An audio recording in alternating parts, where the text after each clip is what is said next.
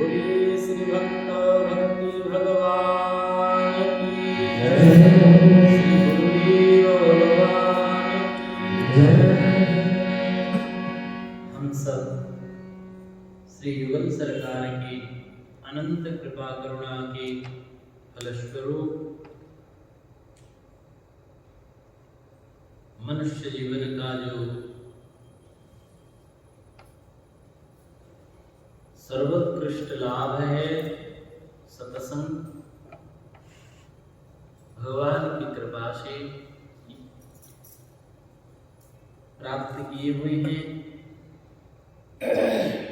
और इसी सत्संग सत्र में हम सब देवर्षि नारद जी महाराज के भक्ति सूत्रों का स्मरण कर रहे थे। और भक्ति सूत्रों में भी प्रेम रूपा भक्ति के लक्षण और उसके उदाहरण को हम श्रवण कर रहे हैं।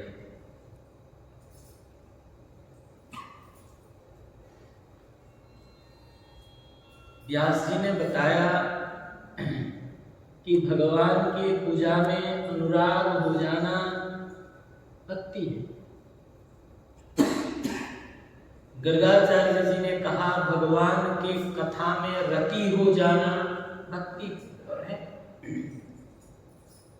महर्षि सांडिल्य जी ने कहा कि आत्म रति हो जाना, आत्म स्वरूप में रति हो जाना, यही भक्ति है। देवर्षि नारद जी इन सब मतों से विरोध नहीं करते, वरन उन सभी मतों को और पुष्ट करने के लिए अपना मत देकर कहते हैं नारदस्तु तदर्पिता खिलाचारिता। नारद जी के मत से अपने समस्त कर्मों को भगवान में समर्पण कर देना और तद विस्मरणे, भगवान को अगर कहीं किसी कारण से थोड़ी देर भी भूल जाएं तो परम व्याकुलतेति, जैसे जल से मछली को निकाल देने पर मछली की जो दशा होती है वो दशा हो जाए, परम व्याकुलता आ जाए।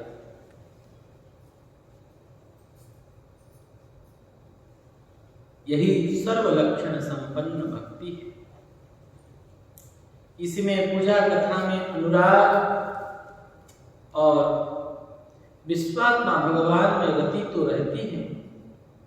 भगवान ने श्रीमद् भगवद गीता में सब प्रकार के योगियों में इन्हीं लक्षणों से युक्त भक्त योगी को सर्वोत्तम बताया है।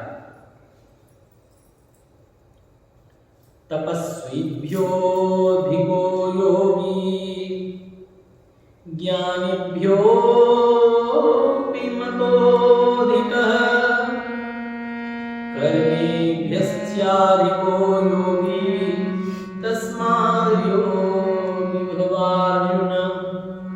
योगिनामपि सर्वेषां मद्भक्तेनान्तरात्मना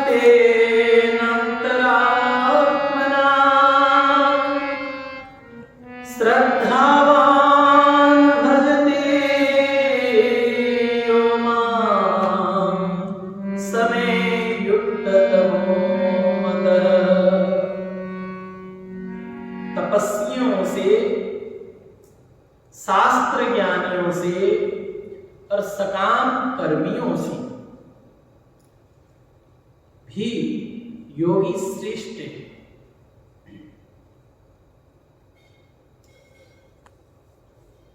अतएव हे अर्जुन तू योगी बन। योगी माने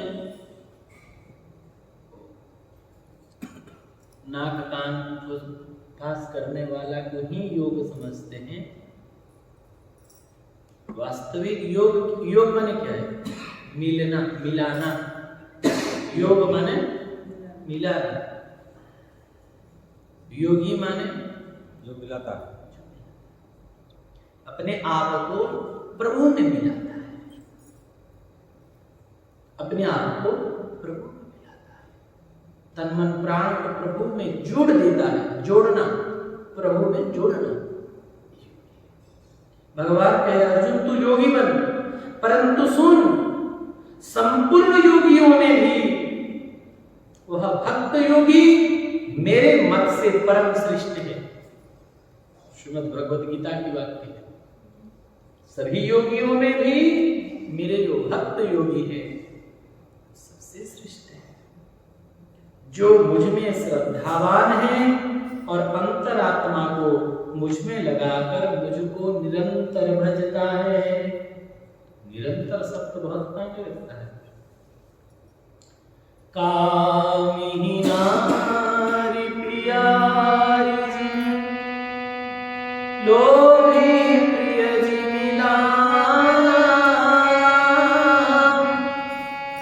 तिमी रघुनाथ निरंतर, प्रिय रागम मीरा।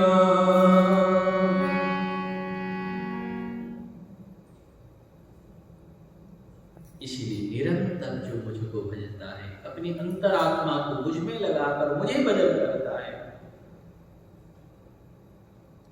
जो मुझ में श्रद्धावान है,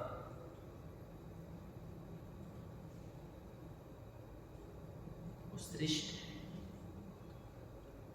भगवान ने फिर आज्ञा की, तस्मात् सर्वेषु कालेषु मामनुस्मर युध्य च, मय्यर्पित मनो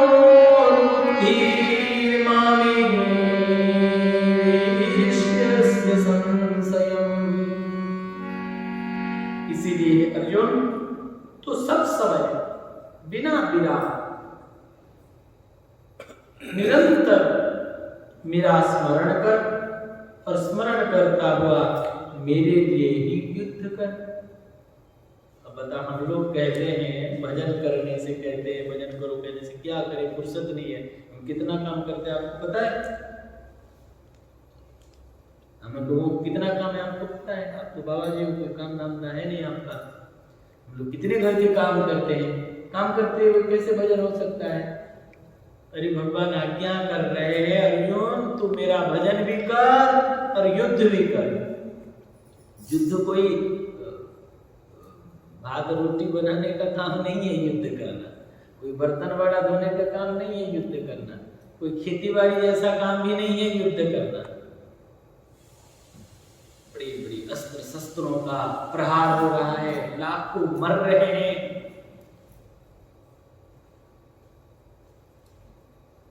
बड़ी बड़ी अस्त्र शस्त्र प्रहार हो रहा है, मारो काटो। कैसा परिवेश होगा? भगवान कह रहे हैं वही काम भी कर, युद्ध कर और मेरा स्मरण कर। तस्मात् सर्वेषु कालेषु मामनुस्मर युद्ध, मेरा स्मरण भी कर और युद्ध भी कर। अगर युद्ध करते हुए भजन हो सकता है तो क्या घर गृहस्थी का कार्य करते हुए भजन नहीं हो सकता? क्या आश्रम की सेवा करते हुए भजन नहीं हो सकता? हो सकता है कि नहीं हो सकता? हो सकता है।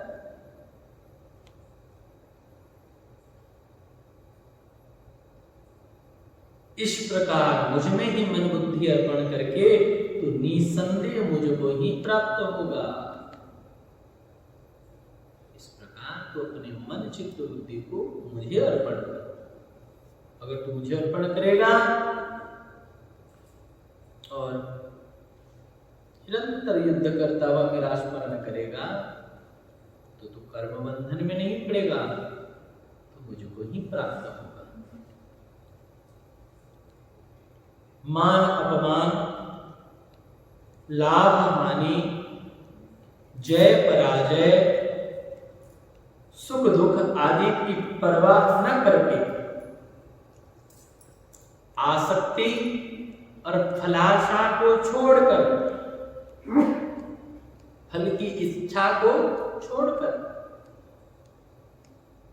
शरीर और संसार में अपने लिए अहंता ममता से रहित होकर, शब्द को ध्यान से समझेंगे,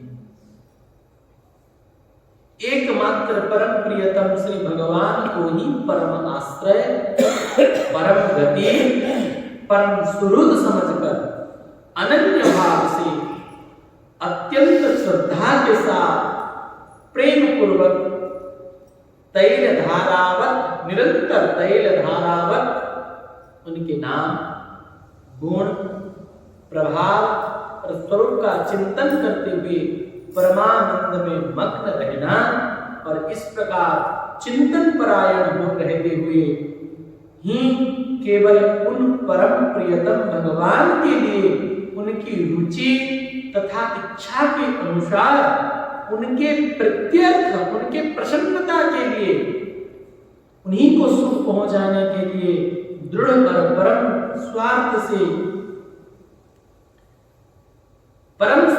प्रेरित होकर सर्वथा निस्वार्थ भाव से समस्त दैहिक, वाचिक और मानसिक कर्मों का आचरण करना। जो भी हम शरीर से, वाणी से या मानसिक क्रिया कर रहे हैं, हरदम हमारा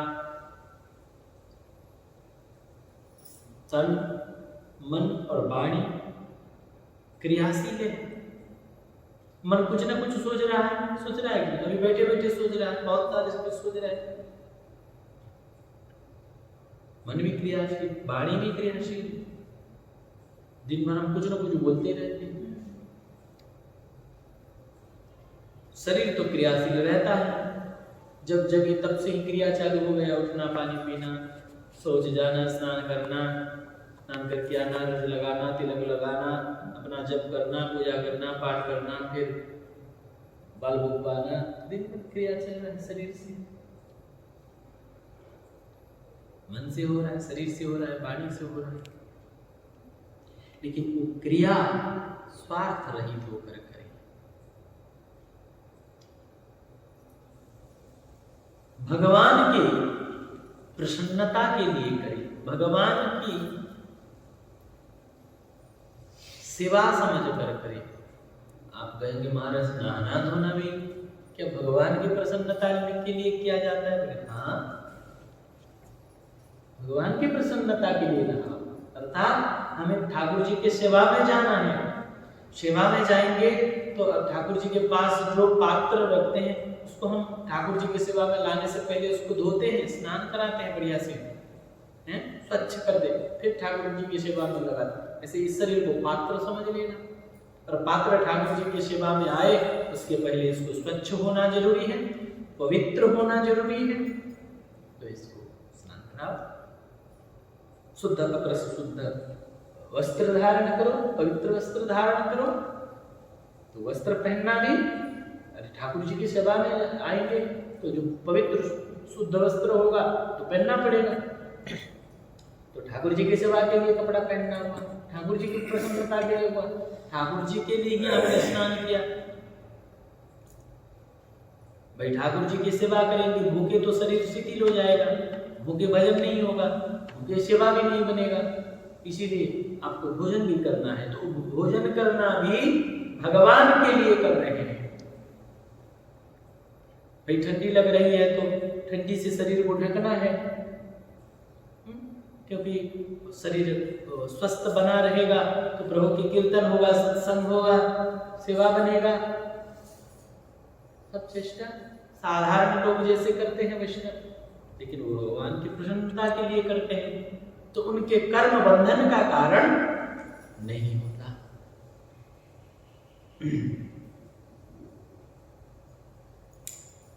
कर्म करें, लेकिन प्रभु के प्रसन्नता के लिए करें, प्रभु के नाम, गुण, प्रभाव, स्वरूप का चिंतन करते हुए हाँ करें।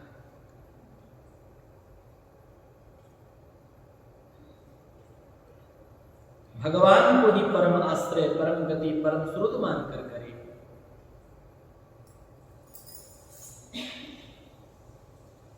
यदि किसी कारणवश, यदि कुसंगवश, कुछ कारणवश क्षण भर के लिए भी उनका चिंतन स्मरण छूट जाए तो जल से निकाली हुई मछली से भी अनंत गुना अधिक व्याकुलता अनुभव करना। हाय हाय, मेरा कितना समय व्यर्थ हो गया, नष्ट हो गया, अब मुझे ऐसा समय नष्ट नहीं करना है। अवलोन सानी अवन से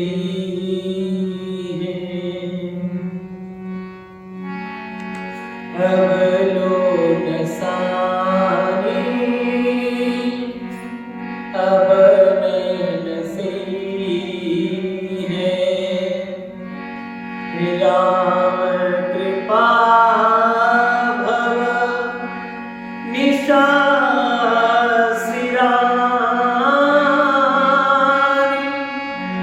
जागे फिर डसे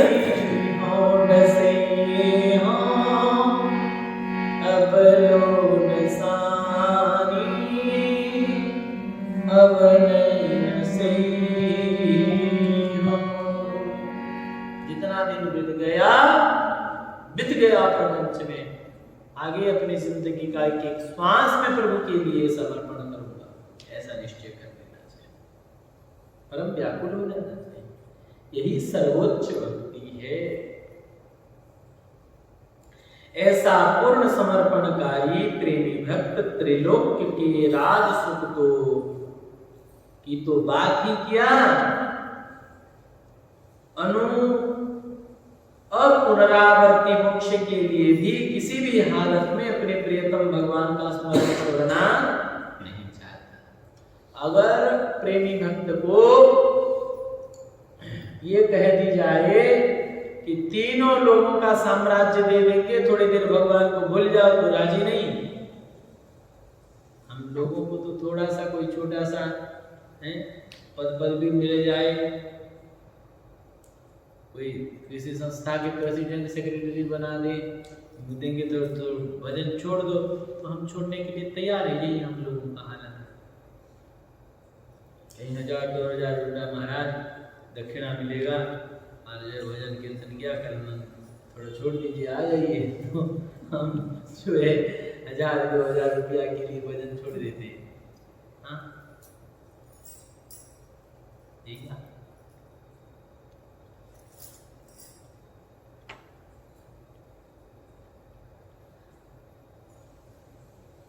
भजन, प्रभु के स्मरण न छूटे। तीनों लोगों के साम्राज्य में, तीनों लोग साम्राज्य किया, यहां तक ये कह दिए अपुनरावर्ती मोक्ष के लिए भी, निर्वाण प्राप्त के लिए भी भक्त कभी भगवान को नहीं भूलता।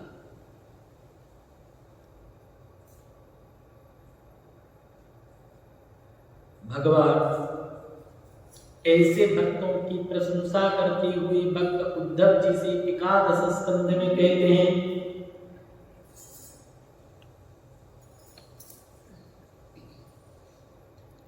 चतुर्दश अध्याय के 15, 16, 17 श्लोक में कह रहे हैं, न तथा में प्रियतमा आत्मयोनिर्न संकरः न च संकर्षणो न श्री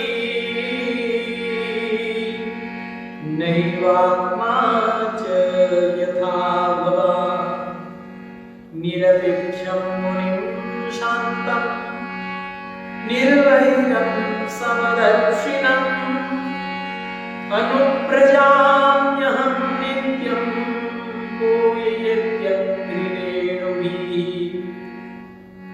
निष्किंचना मय्यनुरक्तचेतसः शान्तामहंतो खिलजीववत्सलाः कामेरनाल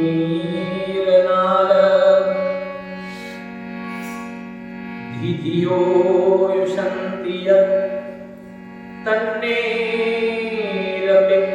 न विदुः सुखं मम। इस प्रकार कि तुम भक्त मुझको जैसे प्रिय हो, तब तेरे जैसे भक्त मुझको इतना प्रिय है, इतना प्रिय है, जैसे प्रिय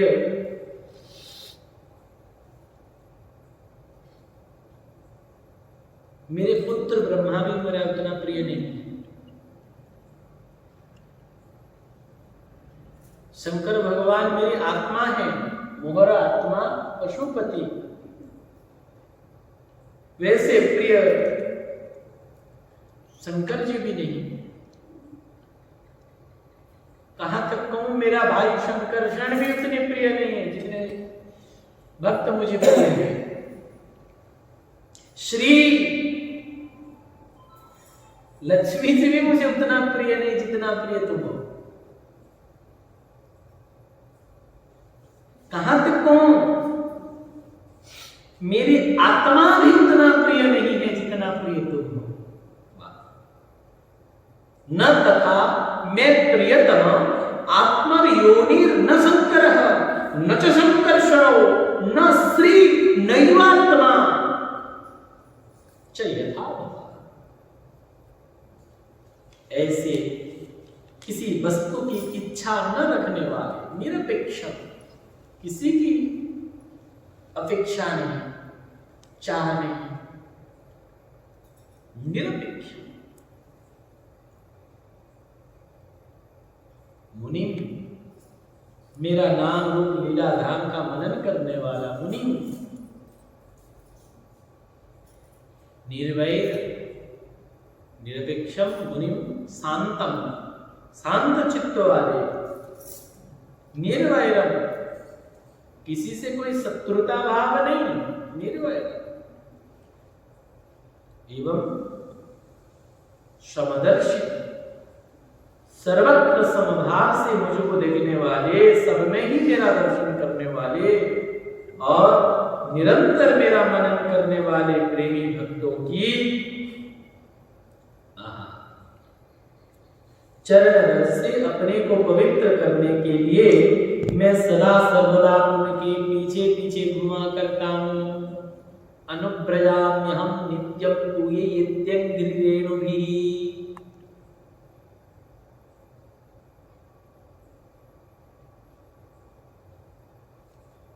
धेनु पछे पछे बसा गमे क्षीर लोभे भगत पछरे तुम्ही थाओ से भावे थाओ से भावे। ऐसा तो भजन एकांत भगत है, भगत निमंते तुरंत संभा चक्र। श्री रास बिहारी जी भी गाते हैं, मैं भगतन को दास भगत मोरे मुकुटमणि, मैं भगतन को दास भगत मुकुटमणि,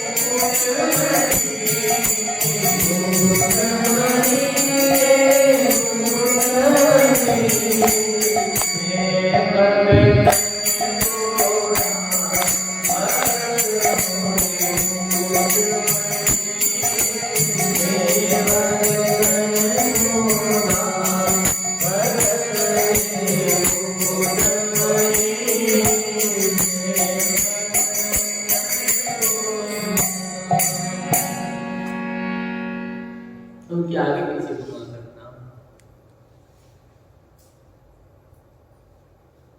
आगोरी थाए चारी पासे तारो चरण रेणु आशे। मैं मेरे भक्त की चरण धूल मुझे मिल जाए, इसी आशा से उसके पीछे पीछे घुमा करता हूं। कैसे भक्त है, कैसे भक्त के भक्त है भगवान।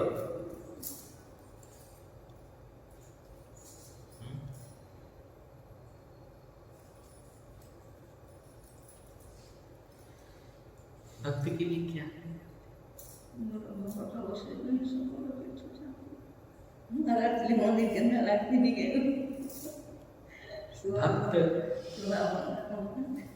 ही भगवान के सर्वस्व है, भक्त ही भगवान की संपत्ति है।